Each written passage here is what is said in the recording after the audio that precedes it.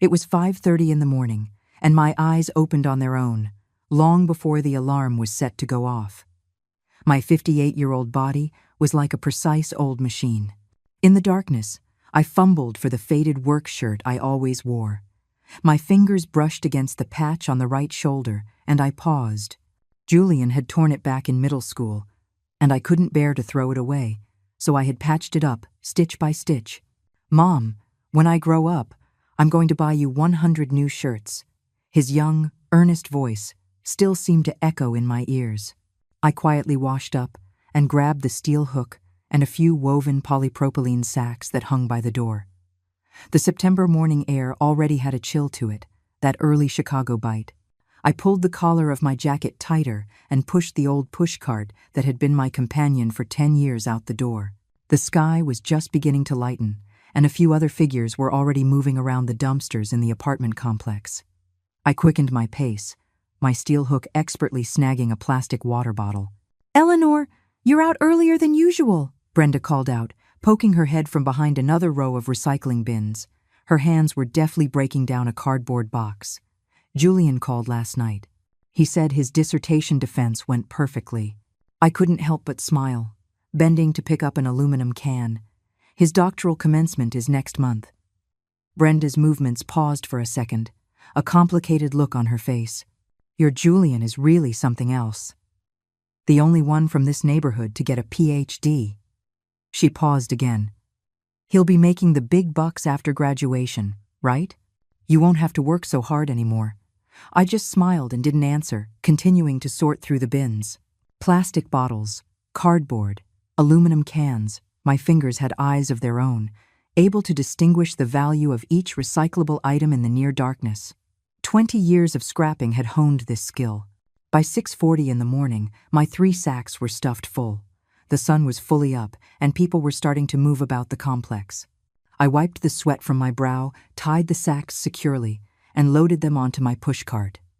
"Morning, Eleanor. Out early again?" Mrs.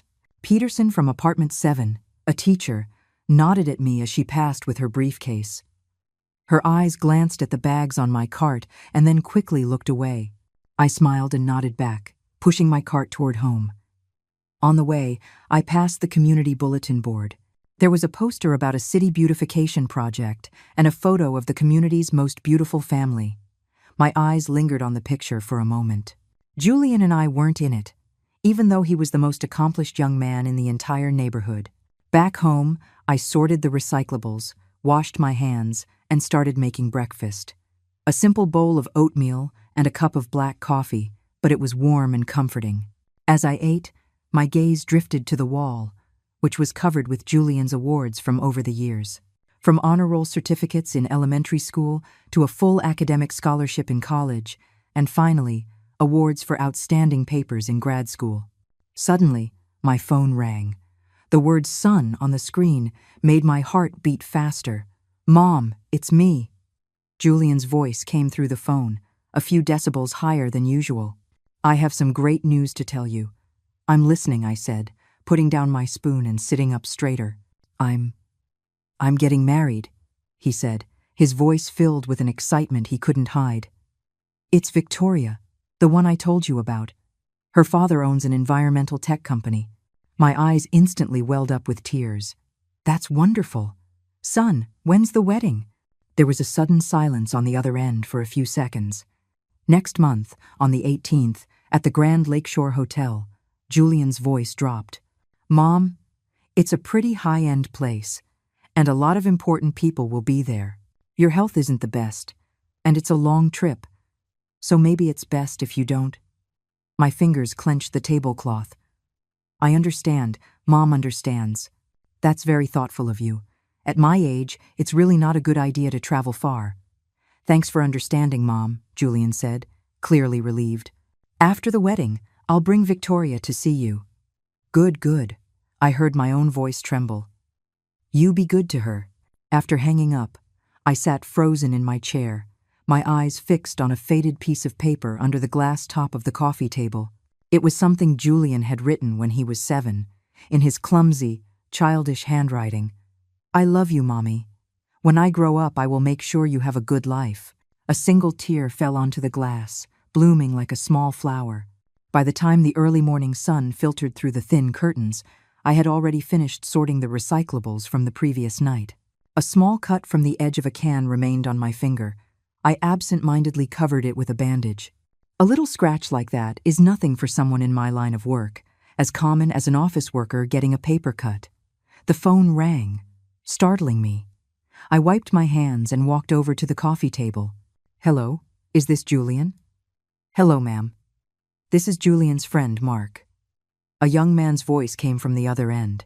Julian asked me to confirm the mailing address for the wedding invitation. He said to send it to your old address back home. I froze for a moment.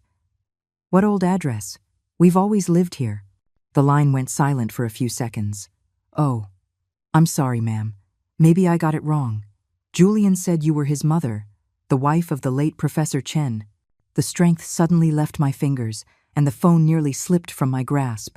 Professor Chen, that was my husband, Julian's father, who passed away 20 years ago.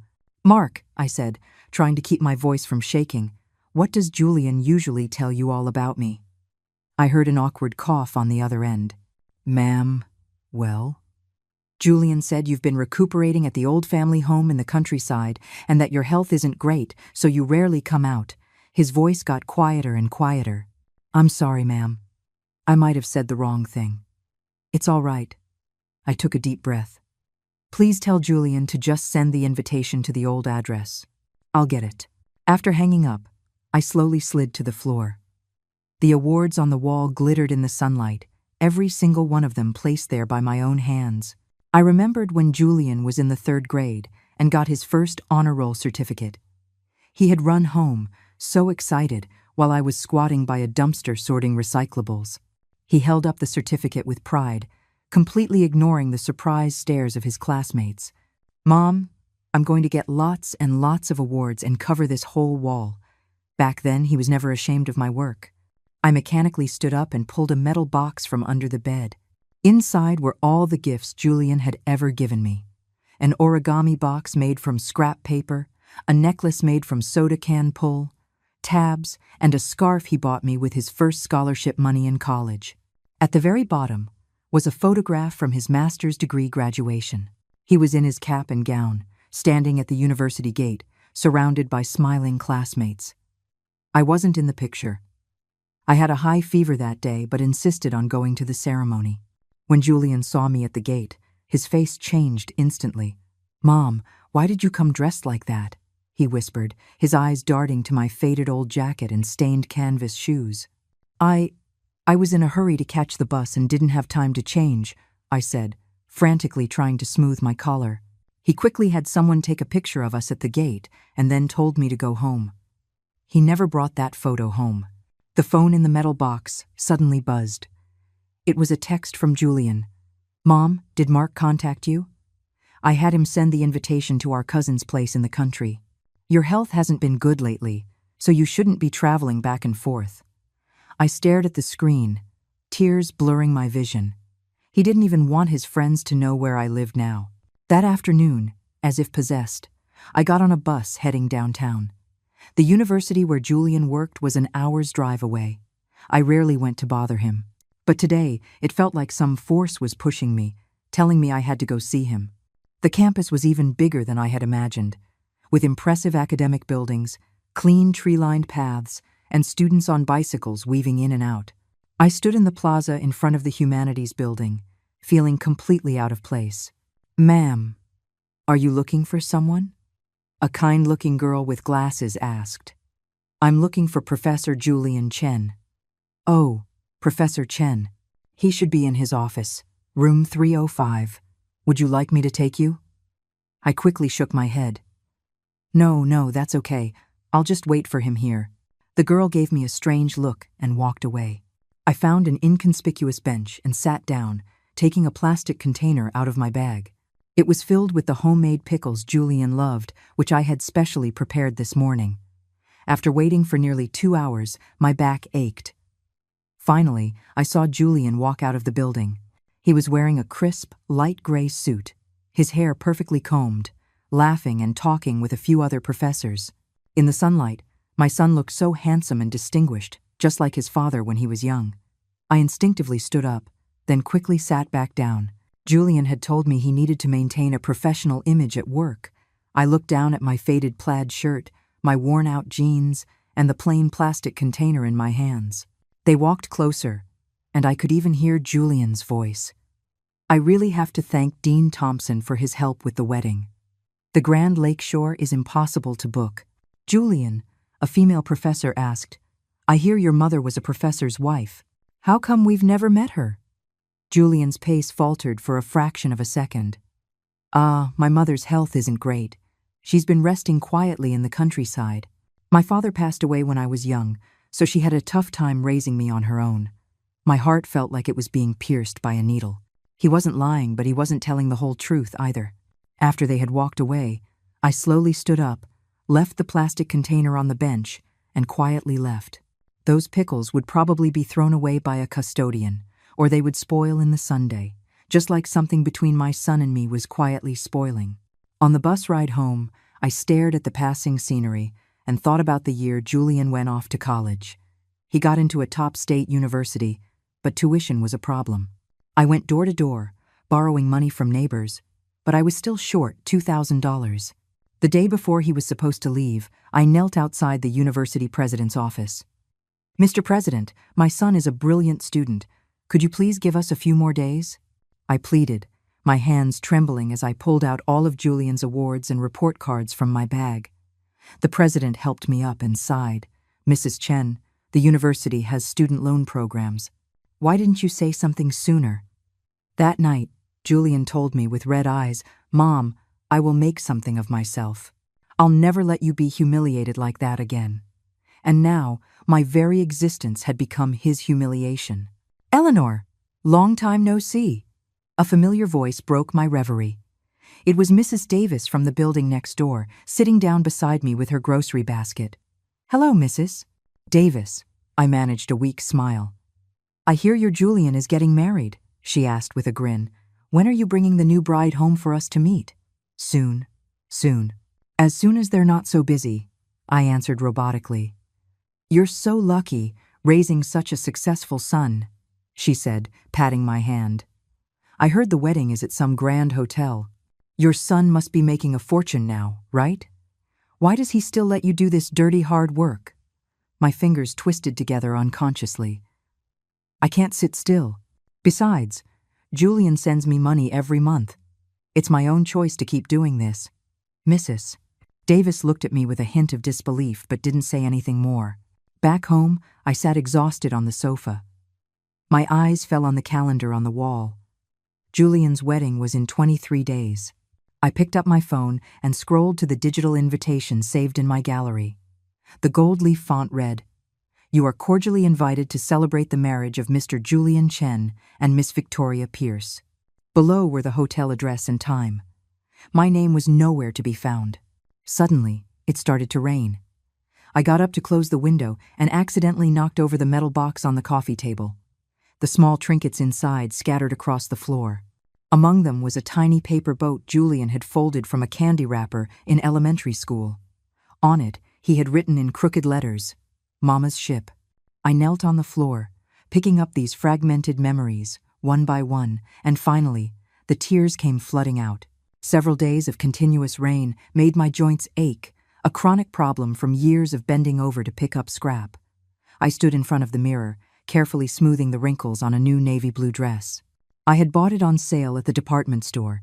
It cost me half a month's income. The tag still read classic style for the mature woman. "Mom is going to Julian's wedding," I whispered to my reflection, running my fingers through my graying hair. I had gone to a salon yesterday to get it cut into a short bob and dyed a dark brown. It made me look much younger. On the coffee table sat a beautifully wrapped gift box.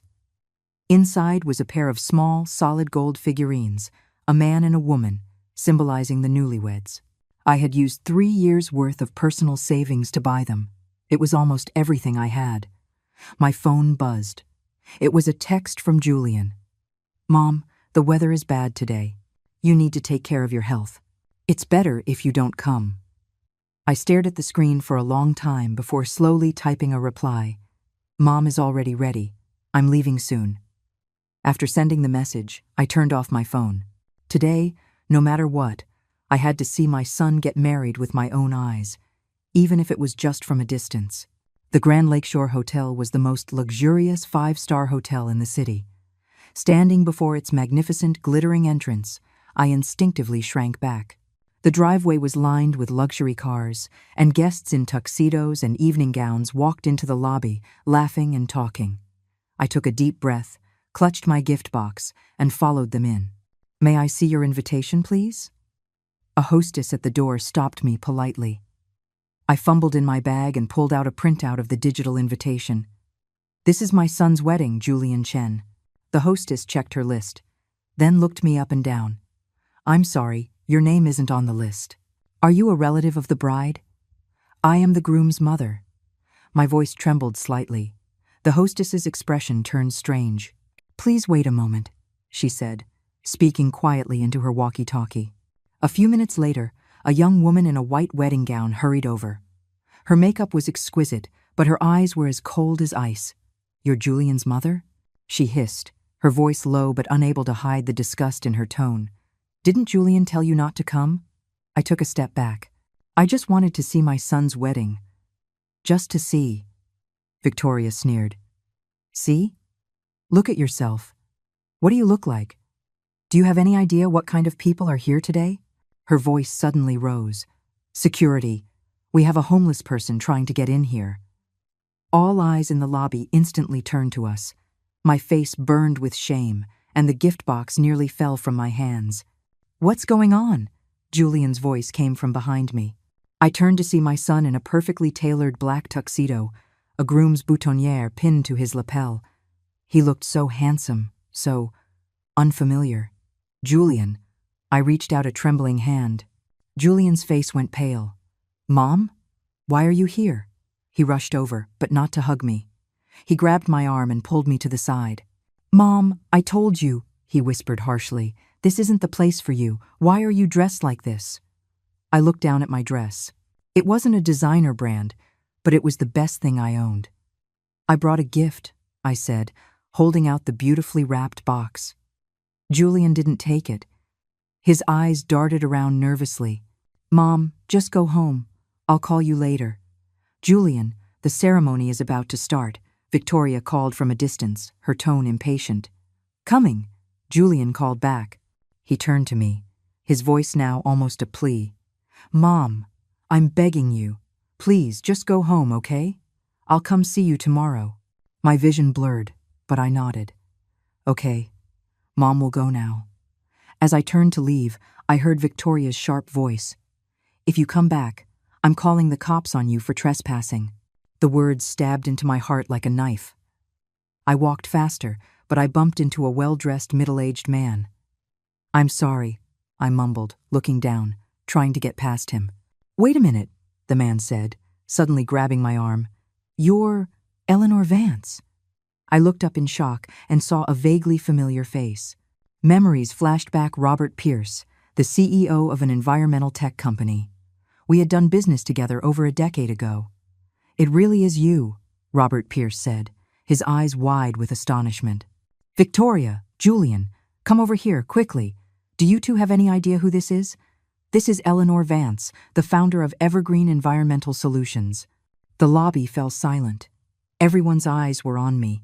I saw the expression on Julian's face shift from shock to confusion, and finally, to utter disbelief. "Dad, you must be mistaken," Victoria said, walking over and shooting me a disdainful look. "This is Julian's mother. She's just a scrap collector." "Nonsense." Robert Pierce cut his daughter off sharply. "Mrs. Vance started Evergreen Environmental from scratch. She was a legend in our industry." He turned to me, his tone suddenly respectful. "Eleanor, where have you been all these years? The whole industry thought you'd moved abroad." My fingers tightened around the gift box. "You're mistaken, Mr. Pierce," I said calmly. "I'm just a scrap collector."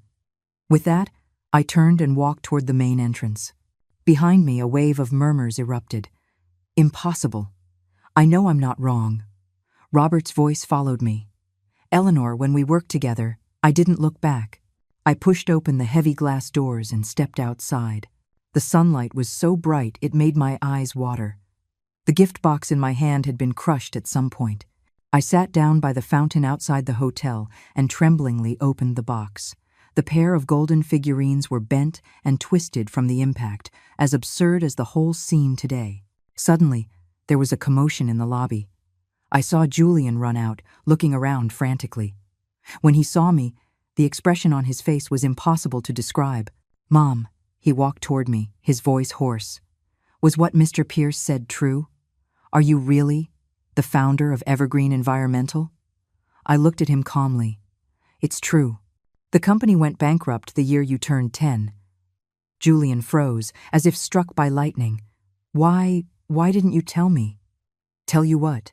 That your mother used to be a CEO and now she makes a living collecting recyclables?" I gave a bitter laugh. "What difference would it have made?" Julian's face turned ashen. "Mom, that's not what I meant. I just what? Just didn't want your high society friends to know you have a mother who collects scrap?" I stood up and brushed off my dress. "It's okay. Mom understands." I pushed the deformed gift box into his hands. "Happy wedding day, son." As I turned to leave, Julian grabbed my wrist. "Mom, I'm so sorry. I really didn't know." I gently pulled my hand away. "The ceremony is about to start. Don't keep your bride waiting." After I had walked some distance, I heard Julian's cries behind me. It was the first time I had heard him cry like that in over 20 years, but I didn't turn back. I just straightened my spine and walked toward the bus stop. On the bus, I got a call from Robert Pierce. "Eleanor, I am so sorry about today. That daughter of mine is so thoughtless." His voice was full of apology. "Please, when would be a good time for me to visit and apologize in person?" "There's no need," I said calmly. "Let the past be the past." After hanging up, I looked at the passing scenery and suddenly felt an immense exhaustion. When I got home, I took off the new dress and changed back into my work clothes. I picked up my steel hook and my sacks. Scrap doesn't lie. It doesn't judge you. As long as you put in the work, it gives you a return. It's so much simpler than people. 3 days after the wedding fiasco, I was collecting recyclables in the neighborhood as usual. The only difference was that now, my neighbors looked at me with a new curiosity and scrutiny. "Eleanor, I heard you used to be a big CEO," Brenda whispered, sidling up to me. I just smiled and continued sorting cardboard. "That was a long time ago." "Wow, you really kept that a secret." Brenda slapped her thigh. "I always said, your Julian is so smart. He must have gotten your good genes." I didn't respond, just neatly bundled the sorted materials. Since my past was revealed, conversations like this happened almost every day. People seemed to have forgotten that just a few days ago, they looked at me with pity or disdain. When I got home, a black sedan was parked outside my door. Robert Pierce stood there, with a sullen-faced Victoria beside him. "Eleanor, I apologize for the intrusion," Robert said respectfully, stepping forward. "I brought Victoria here to apologize to you." Victoria looked up. Her eyes were red and swollen. She had clearly been crying. "Ma'am, I'm so sorry. I was so rude that day." I looked at them, then took out my key and opened the door. "Come in." The modest living room made the two of them seem out of place. Victoria's eyes scanned the wall of Julian's awards, then she quickly looked down. "Eleanor, all these years," Robert began, choosing his words carefully. "Evergreen Environmental was doing so well back then. How could it?" I poured them tea and calmly recounted the story. 20 years ago, my environmental company was already well established. My husband was in charge of research and development, and I managed the business. One afternoon, he was driving to an industry conference and was caught in a multi-car pileup on the freeway. The police called me while I was picking Julian up from school. My fingers gently traced the rim of my teacup. He was only 10. He kept asking when Dad was coming home. After my husband's funeral, my business partner, a man named Tom, disappeared with all our liquid assets and technical documents. Overnight, the company was in ruins. Creditors were at our door every day, and the court seized all company assets. I gave a bitter laugh. During the hardest times, Julian and I survived on bread and canned soup. Robert looked stunned. Tom, he was finally caught last year. In Singapore. I shook my head. The money was long gone by then. Victoria asked in a small voice. Then, ma'am, why didn't you tell Julian? Tell him what? I looked at the photos of Julian on the wall. Tell him his mother used to be rich, but now she has to collect scrap to survive? Let him carry that burden at such a young age? I stood up, took an album from a drawer, and opened it to a specific page. It was a photo from the company's grand opening. A younger me, in a business suit, smiling under the Evergreen Environmental Solutions sign. After the bankruptcy, I moved here with Julian. To pay off the debts and put him through school, I started collecting recyclables. I closed the album. I started from the very bottom, slowly building up experience and contacts. Now, I have my own small recycling depot and a few regular employees. It's not a big operation, but it's enough to live on. Robert's expression changed to one of deep respect. So you've been starting over all these years. Environmental work is what I know. Recycling is part of the environmental industry, I smiled. I just continued in a different way. Victoria suddenly burst into tears. Ma'am, I really didn't know. Julian didn't know either. It's okay, I said calmly. You know now. After they left, I got a call from Julian. The word son flashed on the screen for a long time. In the end, I didn't answer. That evening, I took out my husband's old briefcase. Inside were his design schematics and notebooks. On one page, he had written, "A gift for my Julian. Research on new eco-friendly materials, patent number 30X. It was dated the day before he died. I hugged the briefcase and wept silently. If my husband were still alive, if the company hadn't gone bankrupt, would Julian's life have been completely different? Would he have been proud of me, instead of ashamed?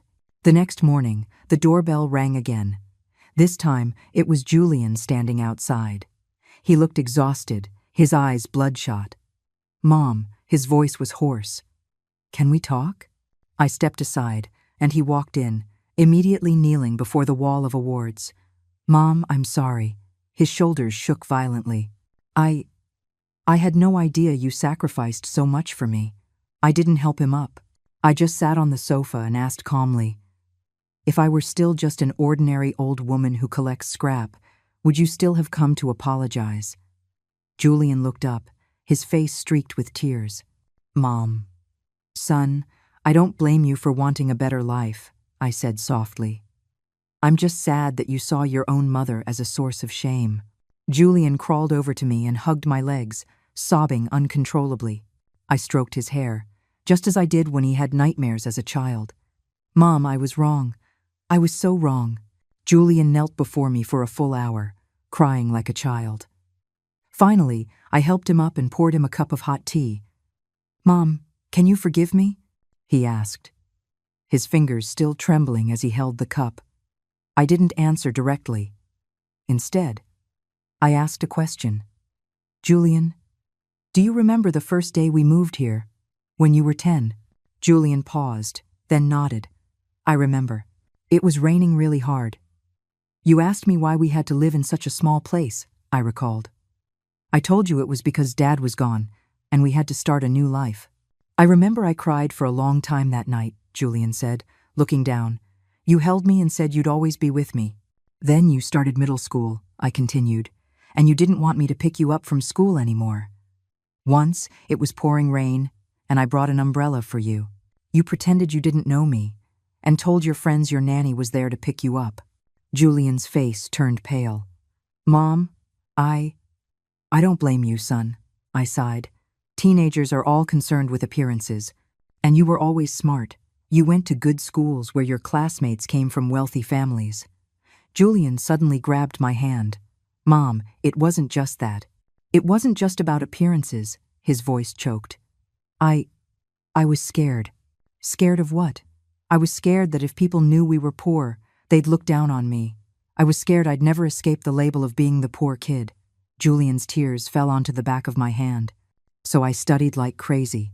I wanted to change my fate with my own efforts. I thought if I was successful enough, I could give you a good life. I gently wiped away his tears. And now you've done it. You have a PhD? You're a university professor? You married a rich man's daughter? Why were you still afraid to acknowledge me as your mother? Julian was silent for a long time before he managed to speak. Because deep down, I still believed that being poor was something to be ashamed of. He looked up, his eyes filled with pain. Mom, I hate that part of myself. I pulled him into my arms, just like when he was little. Silly boy. Poverty isn't a disgrace. Being ashamed of where you come from is? That night, Julian insisted on staying over. He slept in his childhood bed, his legs too long to stretch out completely, but he said it was the most peaceful night's sleep he'd had in years. The next morning, I was woken by sounds from the kitchen. I walked in to see Julian clumsily trying to fry eggs. Mom, you sit. I'll make breakfast. There were beads of sweat on his forehead, and his white shirt was splattered with oil. I couldn't help but laugh. A PhD who can't even fry an egg. Julian scratched his head, embarrassed. I usually just eat at the cafeteria or get takeout. We ate a simple breakfast together, like a real mother and son. After the meal, Julian offered to help me sort recyclables. He was clumsy, but he learned earnestly. Mom, I want to take a few days off to spend time with you, he said while bundling cardboard. I shook my head. No need. You're newly married. You should be spending time with your wife. Julian's expression turned complicated. Victoria, she's staying with her parents. She said she needs time to think about our marriage. I didn't ask any more questions, just patted his shoulder. For the next few days, Julian came over after work to help me with the scrap and have dinner with me. The neighbors stared, but he no longer tried to hide. Instead, he greeted them openly. On the fifth evening, Robert Pierce and Victoria came to the door again. This time, Victoria was carrying several shopping bags full of gifts, her eyes still red. As soon as she walked in, she knelt on the floor. Ma'am, I truly know I was wrong. Please forgive me. Robert explained from the side. Eleanor, Victoria has been reflecting these past few days. I spoiled her growing up. She doesn't know any better. I helped Victoria up. Get up, the floor is cold, Victoria cried. Ma'am, Julian and I are truly in love. I didn't know his mother was you. If I had known, if I were just an ordinary old scrap collector, would you not love him anymore? I asked calmly. Victoria froze, then shook her head frantically. No, that's not it. I was raised to believe in marrying into the right social class, my dad said. Eleanor, Robert interrupted his daughter, his face grave. Actually, my company has been in serious trouble recently. He gave a bitter laugh. Our so-called wealth is all propped up by bank loans. Even the wedding was just for show. This unexpected confession made Julian's eyes go wide. Mr. Pierce, what are you saying? Robert slumped into a chair. The environmental tech industry is incredibly competitive. My company has been losing money for 3 years straight. The wedding? It was really an attempt to connect with some potential investors. Victoria's face was pale. Dad, you never told me. Silly girl, how could I make you worry? Robert stroked his daughter's hair, then turned to me. Eleanor, it's shameful to admit, but I came here today not just to apologize, but also to ask for your advice on how to save my company. I looked at the father and daughter before me and suddenly understood where Victoria's snobbery came from. A father teetering on the edge of bankruptcy, pinning all his hopes on his daughter marrying into wealth. Robert, I said, choosing my words carefully, we can discuss business later. But first, I looked at Victoria. I want to know what your feelings are toward my son now. Victoria turned to Julian, her eyes full of tears. Julian, I'm sorry. I've been so selfish. If you're willing to forgive me. Julian stepped forward and took her hands. Victoria, I was wrong too. I was so obsessed with appearances that I didn't tell you the truth. Looking at the young couple, an idea came to me. Robert, I have a proposal. Your company has the equipment and technology. I have the recycling network and market resources. Perhaps we could cooperate. Robert's eyes lit up. Eleanor, you mean a merger? We can discuss the details later, I smiled. But first, I have a condition. Name it. Regardless of whether we merge, Victoria must start from the ground up. She needs to learn every aspect of this industry. I looked at Victoria, including sorting and collecting recyclables. Victoria bit her lip and nodded firmly. Ma'am, I'm willing to learn. Robert excitedly shook my hand. Eleanor, thank you. Thank you so much. After they left, Julian stayed to help me with the dishes. His hands were submerged in soapy water when he suddenly said, Mom, I want to resign from my university position and join your company. I looked at him, surprised. Why? Being a professor is such a respectable job. Because I want to truly understand your world, Julian said earnestly, starting from the very bottom, just like you did. I touched his face but didn't answer immediately. The moonlight streamed in, illuminating the awards on the wall. Those pieces of paper that once represented honor were now just simple mementos of a boy's journey. Real growth never comes from certificates and degrees, but from the courage to face your own shortcomings and accept your entire past.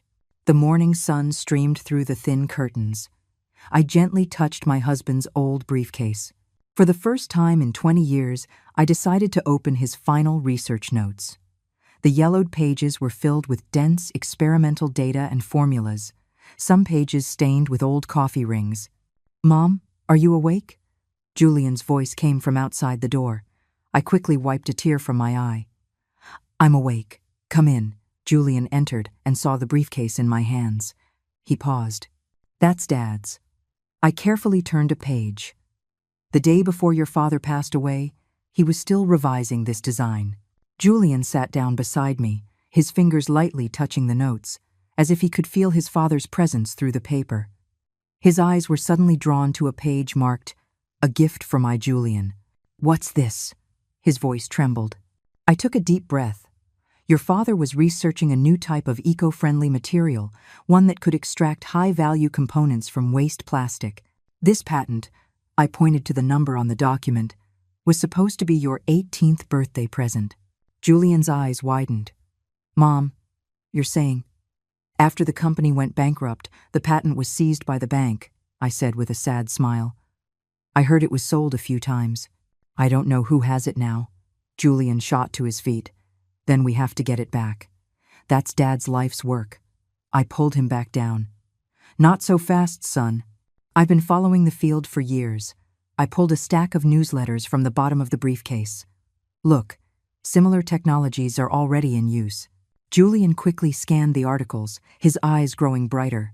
Mom, these technologies are all based on Dad's research. Partially, I nodded. But your father's original formula was more efficient and less costly. Julian suddenly hugged me. Mom, you've been following this all along. I gently patted his back. The environment is my field, son. Even though the company was gone, I never gave up on the industry. We sat in silence for a while as the sun slowly filled the room. Mom, I want to go see Dad, Julian said suddenly.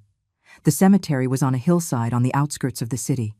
For 20 years, I had visited almost every month. Julian, however, rarely came. He was too far away as a child and too busy as an adult. My husband's gravestone was simple, with just his name and dates. Julian knelt before it, silent for a long time. I stood to the side, giving them their time together. Dad, Julian finally spoke, his voice choked with emotion. I'm sorry it took me so long to visit. I let Mom down. I turned away, unable to watch his shaking back. Dad, I finally understand now. The legacy you and Mom gave me was more precious than anything. It wasn't money or status, it was integrity. A breeze rustled through the nearby pine trees, like a soft reply.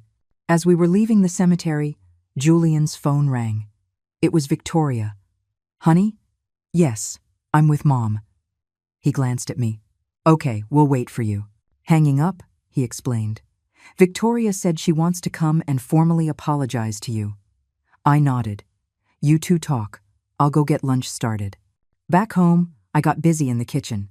Julian insisted on helping. Though he was clumsy, his knife skills were already improving. The doorbell rang just as we finished preparing a simple meal. Victoria stood at the door, no longer the arrogant bride from the wedding, but a nervous young woman with red, swollen eyes. She held a bouquet of carnations, and behind her stood a solemn-looking Robert Pierce. "Ma'am." Victoria's voice was a whisper. "These are for you." I took the flowers and stepped aside. "We were just about to eat. Please join us." At the dinner table, Victoria barely touched her food, just fidgeted with her napkin. Robert, on the other hand, ate heartily, praising my cooking. "Eleanor, to be honest with you," Robert said, putting down his chopsticks, his expression turning serious, "the company's situation is even worse than I thought." Julian and Victoria both looked up. "How bad?" I asked. "If we can't make the bank payment next month, the company will be foreclosed on," Robert said with a bitter smile. "I came here today not just to apologize, but to formally ask for your help." Victoria looked at her father in shock. "Dad, didn't you say it was just a small problem?" Robert looked down in shame. "I didn't want you to worry." I looked at the father and daughter, and was reminded of myself and Julian.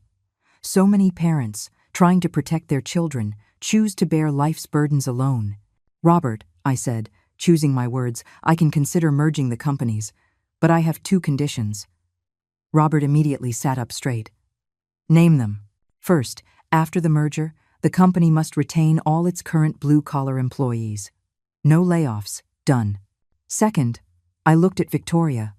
"Victoria must start at the bottom and truly learn every part of this business." Victoria bit her lip and nodded firmly. "Ma'am, I'm willing." After lunch, Robert rushed back to his office, leaving Victoria with us. Julian suggested we visit my recycling depot, and though Victoria hesitated, she agreed. The depot was in an old factory building on the edge of town. 3 workers were sorting a recent delivery of scrap. When they saw me, they greeted me warmly. "Hey, Eleanor, what brings you here today?" "Bringing my son and future daughter-in-law for a tour," I said with a smile. Victoria, in her delicate dress and high heels, looked completely out of place amidst the piles of scrap. An aluminum can rolled to her feet, and she instinctively stepped back. "Mike, get Victoria a pair of work boots and some gloves," I instructed. After changing, Victoria seemed to relax a little. Julian was already with one of the veteran workers, Larry, learning how to distinguish between different types of plastics. "Ma'am?" Victoria called to me softly. "What can I do?" I handed her a sorting stick. "Here, help me sort these papers. Clean ones on the left, stained ones on the right." The 3 of us worked together under the Sunday. Sweat quickly soaked our clothes, but no one complained. When our eyes met, Victoria would give a shy smile, and Julian would wink at me, like a child who had just been praised. By evening, we were exhausted but happy. Victoria's white dress was now gray, but the smile on her face was more genuine than it had been on her wedding day. "Ma'am, thank you for today," she said as she was leaving, giving me a sudden hug. "Can I come back tomorrow?" I patted her back. "Of course. You're always welcome." Watching her car drive away, Julian said quietly, "Mom, thank you for giving her a chance." I shook my head. This is a chance for all of us. That night, I slept soundly for the first time in a long while.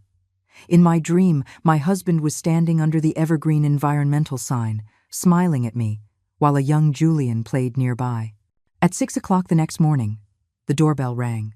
I opened it to find Victoria in casual clothes and a ponytail, holding 2 bags of breakfast.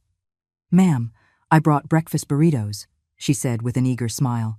"Julian said you like the ones with chorizo." I looked at her, surprised. "So early?" "Dad said the depot opens at 7. I want to get there early to learn." Her eyes were bright, like a student excited for a field trip. Julian came out of the guest room, rubbing his eyes. "Victoria? What are you?" "I've made up my mind. I'm going to do what you said, ma'am, and start from the very bottom," Victoria said, puffing out her chest. "Starting today, I'm an intern at the recycling depot." At the breakfast table, Victoria excitedly asked about the depot's operations, while Julian thoughtfully flipped through his father's notebooks. "Mom," he suddenly looked up. "Dad's formula, if we could recreate it, it would be a huge help for the merged company, right?" I nodded. "Not just a help. It could become our core competitive advantage. I want to try, Julian said firmly. My field at the university was materials science. Maybe… Victoria leaned in, curious. What formula? Julian briefly explained his father's research. Victoria's eyes grew wider and wider. That's incredible. If we could really do that, the market potential… Let's not get ahead of ourselves, I interrupted with a smile. Today, your task is to learn the 7 standard classifications for plastics. The depot was even busier than the day before. Weekend collections were always heavier. I had Victoria work with a young man named Mike on paper sorting, while Julian went with Larry to handle electronic waste. Ma'am! Less than an hour later, Victoria ran over, holding a piece of paper. Look at this. It was a discarded blueprint, stamped with the words, Evergreen Environmental Solutions, R&D Department. My hands trembled slightly. Where did you find this? In that pile of paper, Victoria pointed to a corner. It looks like old files cleaned out from an office. The 3 of us immediately started sifting through that pile of paper. 2 hours later, we had found over a dozen pages of fragmented blueprints and experiment logs, all my husband's notes. This is unbelievable, Julian said, carefully smoothing out a drawing. Mom, this could be Dad's original research data. Victoria had already taken photos of all the documents and sent them to her father. Dad, you have to see this. During our lunch break, Robert Pierce rushed over. He examined the materials, his hands shaking with excitement. Eleanor, this is fate. It turned out that Robert's company had recently been trying to develop a similar technology, but was stuck on the issue of cost. These documents provided the key to solving their problem. Eleanor, I have an idea, Robert said, his eyes shining. Can we form a joint research team to verify the feasibility of this formula as soon as possible? I looked at Julian's hopeful face and nodded. We can, but the foundational work can't stop. I pointed at the mountains of scrap.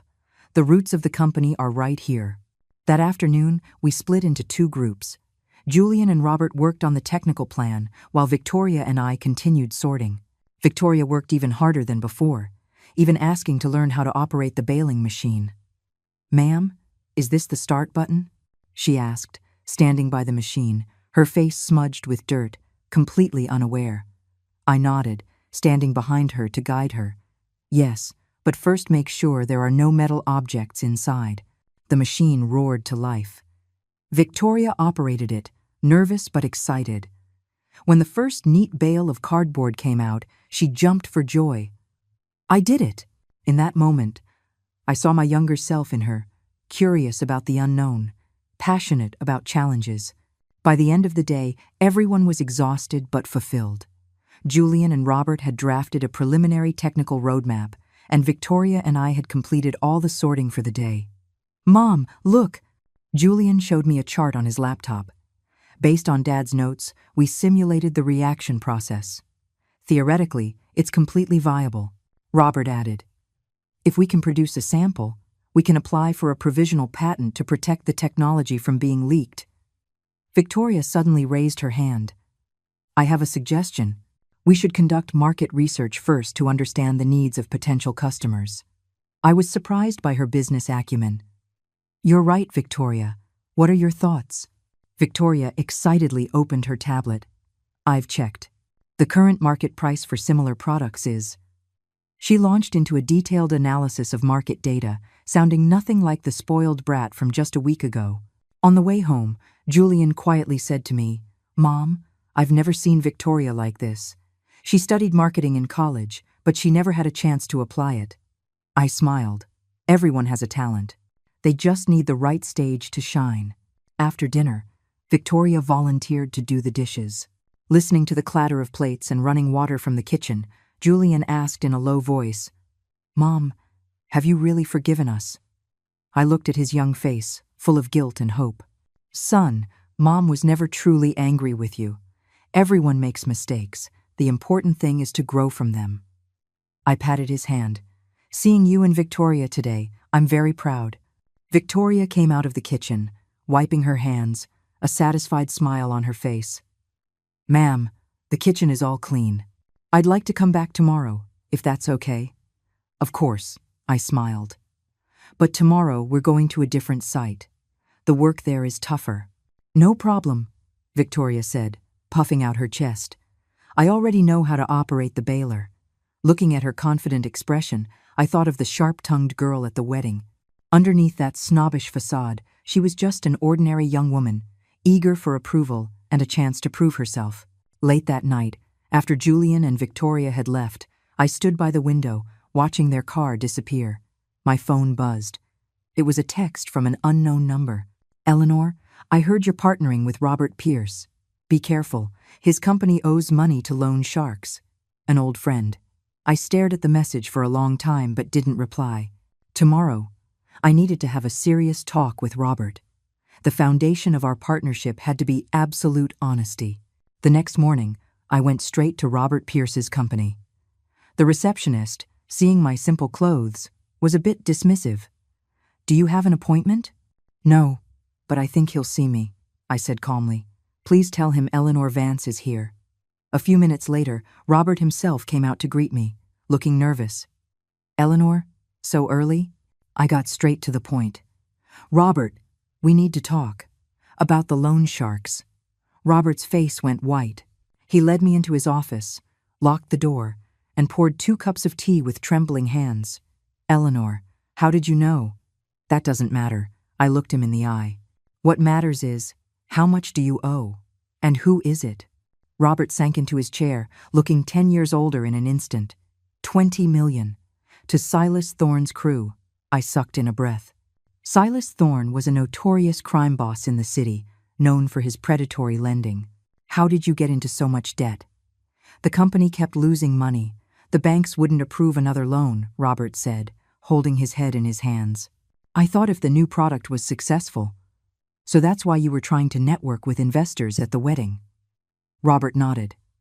Silas gave me a final deadline. If I don't pay him back by next month, he's going to. He didn't finish, but the implication was clear. I thought for a moment. Does Victoria know about this? No, Robert shook his head. She's always thought we were well off. I didn't want her to worry. Such a familiar excuse. How many parents choose to bear the weight of the world alone to protect their children? Robert, I sighed. Do you know why I chose to start over with a recycling business after my company went bankrupt? He looked at me blankly. Because in this industry, integrity is more important than anything. I looked him straight in the eye. Back then, if my husband and I had cooked the books or taken out high-interest loans, maybe we could have survived temporarily. But we chose to face the consequences, even if it meant losing everything. Robert's eyes reddened. Eleanor, You have 2 choices now, I continued. 1, you keep hiding this until Silas comes after you, putting Victoria and Julian in danger. And the second? He asked, desperately. Second, we tell the kids everything today, and then we figure out a solution together. Robert was silent for a long time before finally giving a heavy nod. That afternoon, we held a family meeting in the small office at the recycling depot. When Robert confessed everything, Victoria's face turned pale. Dad, what are you saying? Her voice trembled. Our family is going bankrupt?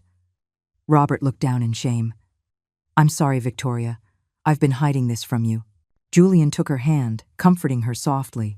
It's okay. We'll figure this out together. I took out my phone and dialed a number. Chief Miller, it's Eleanor Vance. Yes, long time no see.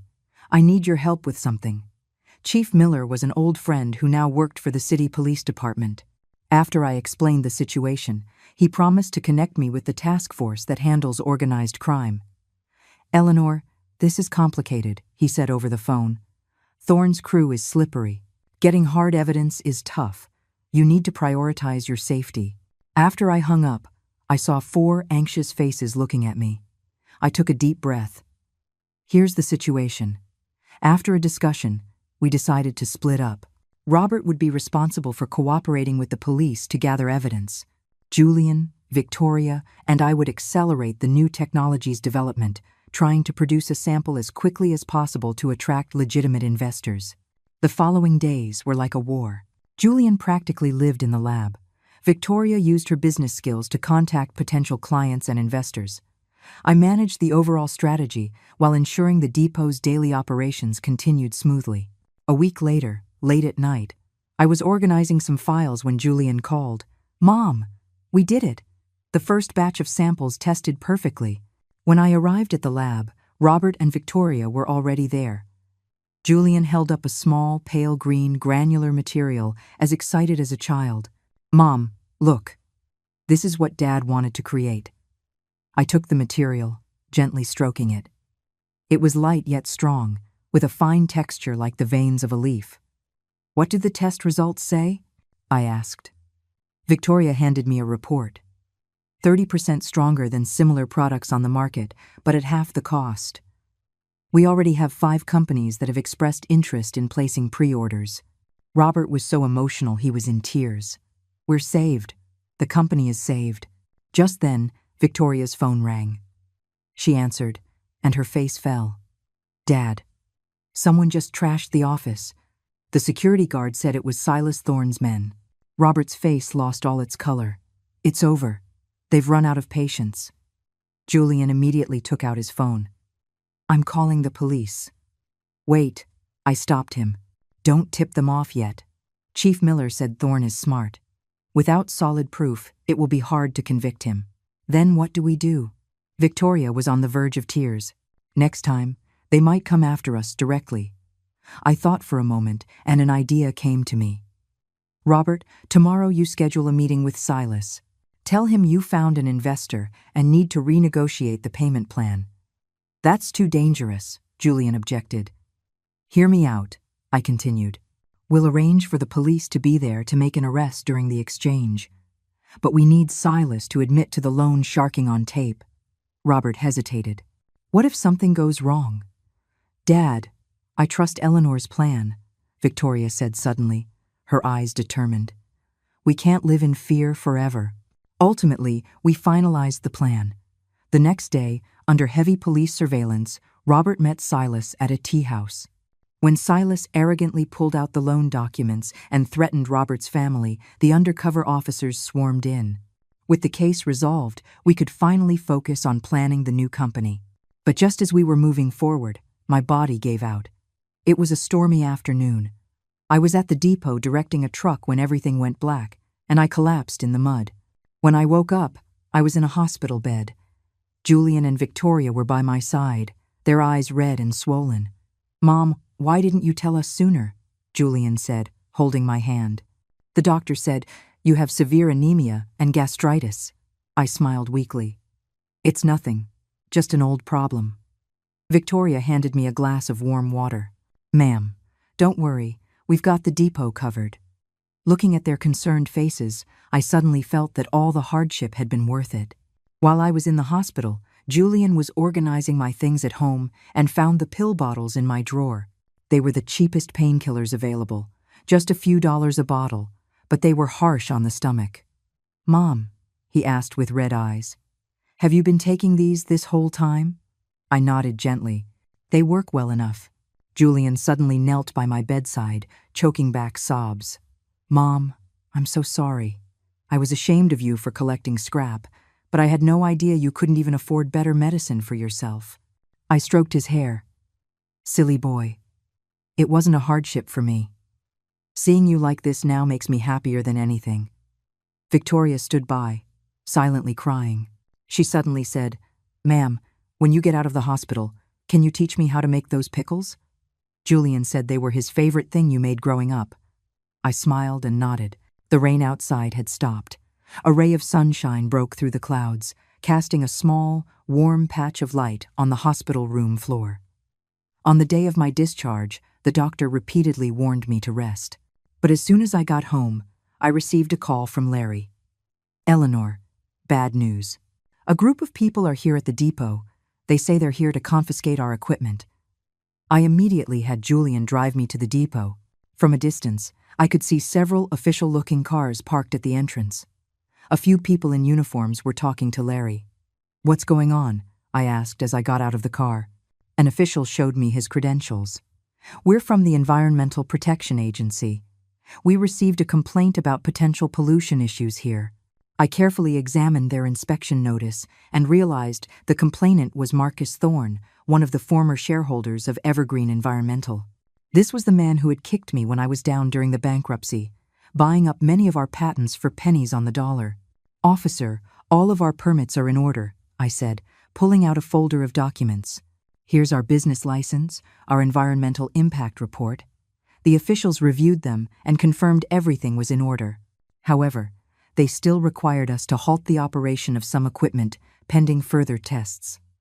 "Eleanor, long time no see," a familiar voice called from behind me. I turned to see Marcus Thorne, whom I hadn't seen in 20 years.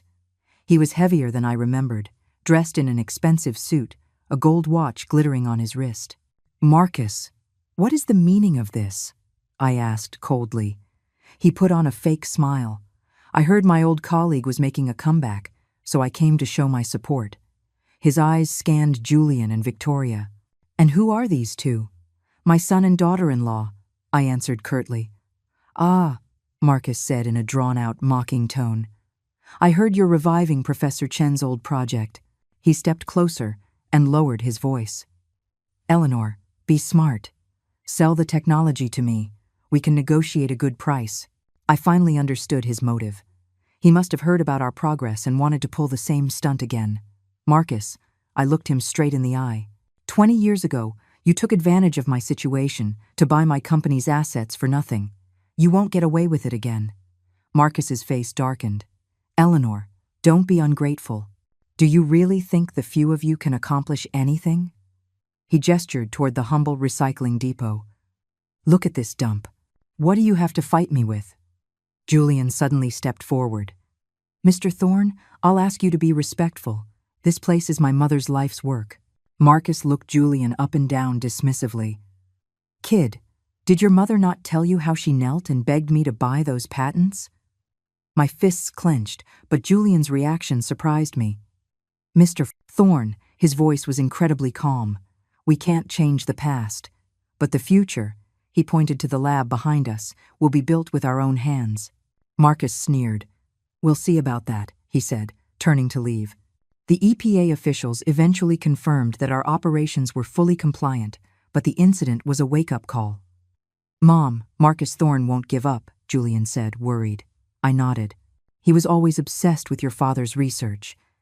Now that he knows we're close to a breakthrough, he'll stop at nothing." Victoria suddenly spoke up. "We need to expedite the patent application." Robert agreed. "Yes. And we need to diversify our protection, the formula, the process, the equipment, all of it." The days that followed were a mad dash. Julian led the technical team, working around the clock. Victoria handled the legal and business affairs, and I coordinated all our resources. A month later, our first official product line was launched. The test results were even better than expected, 40% cheaper than similar products on the market, with 20% higher performance. At the signing ceremony for our first major contract, many reporters were present. When a journalist asked about our startup story, Julian took my hand and Victoria's and said, "This is the result of our whole family's effort, especially my mother. Without her 20 years of unwavering perseverance, today's breakthrough would not have been possible." In the flash of the cameras, I saw tears glistening in Victoria's eyes. This girl, who once despised me for collecting scrap, now stood proudly by my side, introducing our environmental cause to the world. However, just as we were preparing to scale up production, a new problem arose. Our raw material supply was suddenly cut off. Several recycling centers we had contracts with broke them at the same time. "It's Marcus Thorne's doing," Victoria said angrily. "He's buying up all the scrap plastic in the area at a premium and threatening suppliers not to work with us." Robert was worried. "Without raw materials, the production line will have to stop." Julian thought for a moment, his eyes suddenly lighting up. "Mom, do you remember the places you used to take me to collect scrap when I was a kid?" I immediately understood what he meant. "You're saying—" "Exactly," Julian said excitedly. "We can build our own collection network, directly from communities, schools, and factories." Victoria got excited too. That way, we not only secure our supply but also cut out the middleman, further reducing costs. We got to work immediately. The next day, we split into teams and started visiting communities across the city. I took the veteran employees to the older neighborhoods, while Julian and Victoria focused on newly developed residential areas. It wasn't easy at first. Many property management companies were uninterested, and some outright refused. But Julian and Victoria didn't give up. They designed detailed recycling plans with incentive programs and finally won over a few large communities. What moved me the most was seeing Victoria completely shed her heiress persona. She wore a work uniform and went door to door, explaining the importance of sorting waste and even personally teaching residents how to do it correctly. "Ma'am, look." One evening, she excitedly showed me a photo on her phone. The residents of the Sunshine community organized their own recycling drive today. Even the kids participated. In the photo, a group of children were gathered around Victoria, holding up sorted recyclables, their faces beaming. Meanwhile, Julian launched a Green Campus initiative at the university, calling on students and faculty to participate in recycling. When his students learned it was their professor's family business, many volunteered to help. A month later, not only had we solved our raw material crisis, but we had also built a citywide collection network. Marcus Thorne's blockade had completely failed. At the celebration dinner, Robert raised his glass. "Eleanor, honestly, when I first agreed to Victoria and Julian's marriage, I was impressed by Julian's education and potential." He looked at his daughter. "I never imagined it would be our family who ended up marrying up." Victoria blushed and cut her father off. "Dad, what are you talking about?" I smiled to ease the tension. "Robert, you're being too modest. We're one family now, there's no distinction." Just then, my phone rang. It was an unknown number. "Miss Vance? This is Sarah Jenkins from the Environmental Industry Fund. We are very interested in your company's technology and would like to discuss a potential investment." That phone call marked the beginning of a new chapter. With the help of professional investors, we rapidly expanded our production scale, and our products were in high demand. Seeing that his pressure tactics had failed, Marcus Thorne actually sent someone to discuss an acquisition, offering 10 times what he had paid for the patents years ago. Some on the board were tempted, but Julian was firm. "This isn't about money. This technology was my father's life's work. It has to be used for the right purpose." In the end, we rejected the acquisition, but agreed to license the technology, on the condition that Marcus's company adhere to our strict environmental standards. On the day of the licensing agreement signing, Marcus said with a wry smile, "Eleanor, I have to admit, you won." He looked at Julian. "Your son has more guts than you did back in the day." I didn't respond, just calmly signed my name on the contract. True victory isn't about defeating an opponent. It's about staying true to your beliefs and passing them on to the next generation. That evening, when we got home, Julian told me he had a surprise. He led me to the study and opened his laptop. "Mom, look." On the screen was a blueprint for a modern environmental industrial park. At its center stood a statue, the silhouette of my husband. "This is our new headquarters," Julian said, his voice full of pride. "Construction has already begun. It will have a research center, an educational facility, and a model production line." He pointed to a corner of the blueprint. "And this? This is a scrap art gallery, designed especially for you." Tears streamed down my face. This boy, who was once ashamed to admit his mother collected scrap, now wanted to build a gallery to commemorate that journey. "Mom, I have an idea," Julian said softly. "When the park is finished, I want to display all those treasures you've collected over the years. Every piece of scrap has a story of perseverance and hope behind it." I hugged my son tightly, unable to speak. In that moment, I felt as if my husband were smiling down from heaven. The legacy he left his child wasn't wealth, but a heart that could find and create value. When spring arrived, our new industrial park held its groundbreaking ceremony. The mayor himself attended, and the media flocked to cover the environmental miracle that rose from a scrap heap. I was invited to give a speech. Standing at the microphone, looking at the familiar faces in the crowd, Julian, Victoria, Robert, Larry, Mike, my voice choked with emotion.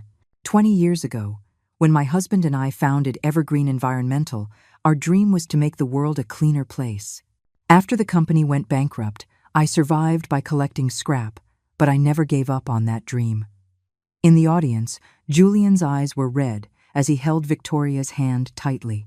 Some people said I went from a CEO to a scrap lady, but I never saw it as a fall, I continued. Because every piece of scrap has the potential to become a treasure, and every person deserves to be treated with respect. The applause was thunderous. I looked at the outline of my husband's statue, and it was as if he were gently nodding. After the ceremony, an old, white-haired man approached me. "Eleanor, do you remember me?" I looked closely and suddenly recognized him. "Professor Davis, you were my husband's mentor." Professor Davis smiled and nodded.